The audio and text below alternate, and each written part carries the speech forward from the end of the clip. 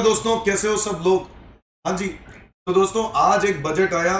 निर्मला सीतारमन जी पूरी जोश में अपना एक बजट अनाउंस करती हैं और जो बजट आपके आने वाले एग्जाम्स, नॉट कमिंग 2024 बट 2025 में जो एग्जाम्स हैं उनके ऊपर एप्लीकेबल हो जाता है।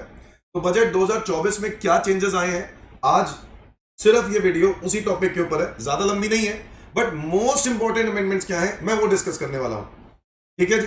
मोस्ट इंपॉर्टेंट का मतलब है कि सर ऐसी क्या बड़ी बड़ी चेंजेस हैं जो हमें जानने की जरूरत है, आपको भी पता होना चाहिए, किसी से चर्चा करते हो उसके बारे में भी पता होना चाहिए। तो ये बजट 24 में आया क्या, सिर्फ इनकम टैक्स में रिलेटेड, और वो भी मेजर इनकम टैक्स में और भी बहुत सारे चेंजेस हैं, वो छोटे छोटे हर टॉपिक वाइज चेंजेस हैं, बट मैं यहां पर सिर्फ मेजर जिस पर बहुत ध्यान देने की जरूरत है।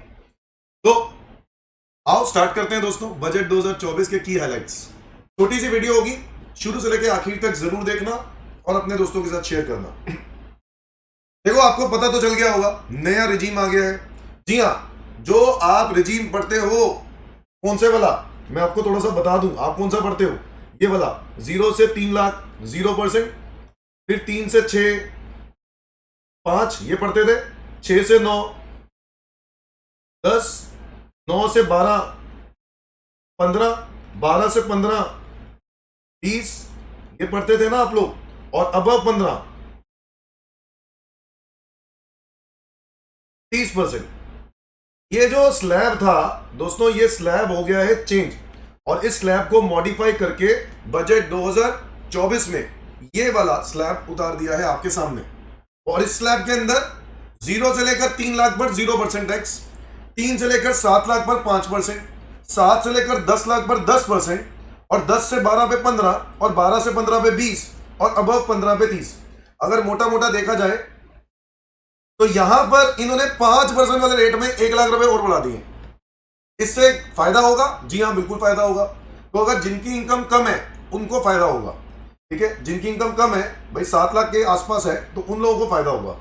7 लाख से 10 लाख पर 10%, 10 से 12 पे 15, अब 12 से 15 पे 20, और अबव 15 लाख अगर आपकी इनकम है तो 30। एक एग्जाम्पल लेके चलते हैं कि पहले अगर मैं आज नए रिजीम की बात करूं और मेरी इनकम 10 लाख रुपए थी, कितनी थी, 10 लाख।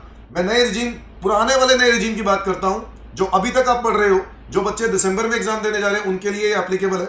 तो उस हिसाब से आप क्या लिखोगे नए रिजीम में, पहले 3 लाख पर टैक्स 0, अगले 3 लाख रुपए पर 5% यानी 15,000, अगले 3 लाख रुपए पर, अगले 3 लाख रुपए पर 10% यानी 30,000, और बैलेंस कितना बच गया 1 लाख, इस पर कितना 15%, 15,000, टोटल कितना हो गया 60, प्लस क्या लगेगा सेस 4% जो कि हो गया 2400, टोटल लायबिलिटी हो गई 62,400। बोलो ये सुन दो, है कि नहीं। और अगर मैं बात करूं इसी 10 लाख रुपए के लिए,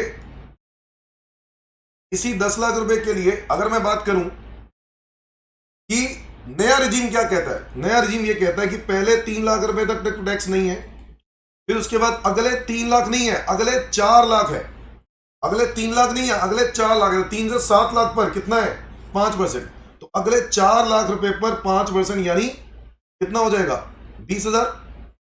फिर उसके बाद अगले, फिर उसके बाद अगले 4 3 7 और 7 से देकर 10 यानी अगले 3 लाख रुपए पर कितना 10% यानी कितना होगा 30,000। और आपकी इनकम कितनी हो गई है 10 लाख रुपए हो गई कि नहीं, 3 4 7 और 3 10, तो 10 लाख रुपए हो गई है। और 10 लाख रुपए का टैक्स कितना बना 50,000, प्लस क्या लगेगा सेस, है ना। तो 3 लाख 0, 4 लाख पे आपका लगा 5% 20,000, और जो 7 से लेकर 10 की बात करें अगले 3 लाख, तो उस 3 लाख रुपए पर कितना लगा 10% यानी 30,000, तो बिल्कुल सही है, सेस 4%, कितना हो गया 52। तो दोस्तों अगर आप लोग देखो तो मिडिल क्लास फैमिलीज के लिए रियायत है। लोग कहेंगे कि क्या एडवांटेज मिला, ऐसा कोई बजट को कोई खास तो फायदा हुआ नहीं। फायदा हुआ, किस लेवल को फायदा हुआ, जो मिडिल क्लास फैमिलीज हैं, जो लोग अपनी आईटीआर 6 से लेकर 10 लाख के बीच, 10 11 12 15 लाख के आसपास भरते होंगे, उन लोगों को जरूर बहुत बड़ा फायदा दिखा है। तो आप लोगों के सामने है कितने रुपए की बचत हो रही है, करीब करीब 10,000 रुपए का डिफरेंस आ रहा है। 10,000 रुपए की बचत कर लेते हो। अगर आपकी इनकम 10 लाख रुपए है ये वाला नया रिजीम पहले वाला है और ये अब नया वाला है। Is that clear? तो इस हिसाब से आप टैक्स दे सकते हो और आप अपना टैक्स बचा सकते हो। Is that clear? चलो, तो ये तो बात हो गई कि टैक्स कैसे अभी जो नया चेंज आया है वो क्या है, ठीक है। इसके अलावा आपको बता दूं, सैलरी चैप्टर में जो आप लोग पढ़ते थे स्टैंडर्ड डिडक्शन, वो 50,000 रुपए होती थी ना, अब वो 50,000 रुपए से कितनी हो गई है? 75,000। कितनी हो गई है? 75,000। तो 75,000 रुपए की सैलरी में आपको स्टैंडर्ड डिडक्शन मिलेगी।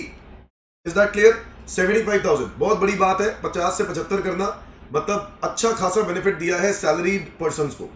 इसके अलावा जो फैमिली पेंशन होती थी बच्चों, आपको याद होगा फैमिली पेंशन, उस फैमिली पेंशन पे डिडक्शन मिलती थी 1/3 ऑफ पेंशन रिसीव और 15,000 विच एवर इज लोअर। अब वो उसको 15,000 को हटाकर 25,000 की लिमिट कर दी गई है। कितनी कर दी गई है? 25,000। तो 15,000 की जगह पे कितना हो गया? 25,000। इसके अलावा long term capital gain exemption, बच्चों आपको याद होगा कि लॉन्ग टर्म कैपिटल गेन में 1 लाख रुपए तक की एग्जेम्पशन मिलती थी अगर आप लिस्टेड इक्विटी शेयर्स बेचते हो on which STD has been paid. आपको याद है? अगर आप लिस्टेड इक्विटी शेयर्स बेचते हो on which STD has been paid, तो उसपे 1 लाख रुपए की लॉन्ग टर्म कैपिटल गेन पे एग्जेम्पशन होती थी, उसके बाद 10% टैक्स लगता था। अब गवर्नमेंट ने वो लिमिट 1 लाख की जगह कर दी है 1,25,000।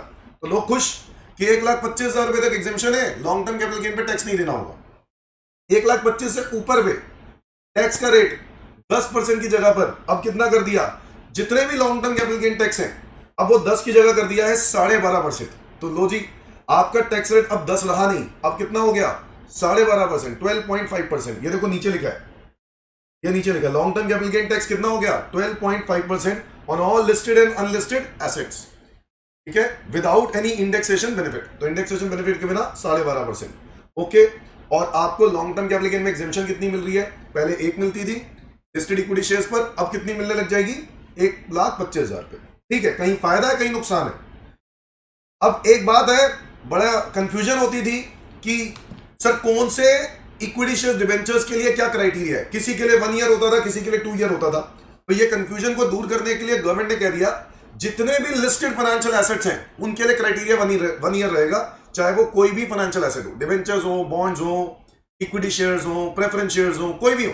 अगर वो लिस्टेड है तो उनका क्राइटेरिया क्या रहेगा? 1 ईयर, और अगर वो अनलिस्टेड है तो उनका क्राइटेरिया रहेगा 2 ईयर। तो ये क्लैरिटी बता दी गई ताकि आपको कोई कंफ्यूजन ही ना हो। म्यूचुअल फंड्स वगैरह सब के लिए क्राइटेरिया क्या रहेगा? 1 साल अगर लिस्टेड इक्विटी शेयर्स है तो, अगर लिस्टेड है तो फाइनेंशियल एसेट्स, और अगर अनलिस्टेड है तो 2 ईयर्स। तो दोस्तों ये अगर हम लोग देखें मेजर जो अमेंडमेंट्स आई हैं वो इस चीज के ऊपर आई हैं। ज्यादा जो चेंजेस हैं वो आप लोगों को यही चीज नजर आ रही होगी कि एक नया रिजीम आ गया है, बट इसके अलावा भी कुछ और डिडक्शन वगैरह में बेनिफिट मिले हैं, बट मैं अभी वो चीज डिस्कस नहीं करूंगा। मेजर अमेंडमेंट की बात करें तो ये वो की हाइलाइट्स थी जो मैंने आपके साथ डिस्कस करनी थी। थैंक यू बच्चों, लगे रहो मेरी वीडियो के साथ, आप जुड़े रहो और शेयर करो अपने दोस्तों के साथ। Thank you, bye bye.